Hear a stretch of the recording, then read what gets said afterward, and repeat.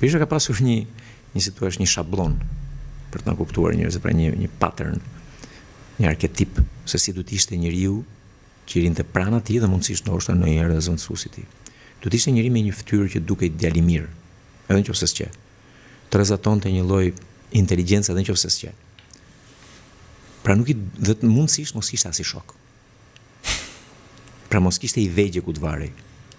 Dhe po të kujtoj personazhet, Eduard Selami, Bert Brojka, Bamir Topi. Ky kishte ca shok, por shumë pak. Ishte vetëm te rrethi i Tiranës, më nuk dilte më tuti. Lul Basha. Këta kanë qenë, po ti shikosh nga fytyra kështu si çuna të mirë. Ata mund të jenë më çuna të mirë kështu për jetën private, mos po hy në këtë pjesë. Po fytyrat e limuara atë. Pra unë këta i quaj gjithmonë me shumë cinizëm, këta janë dhëndur ideal për vjerat.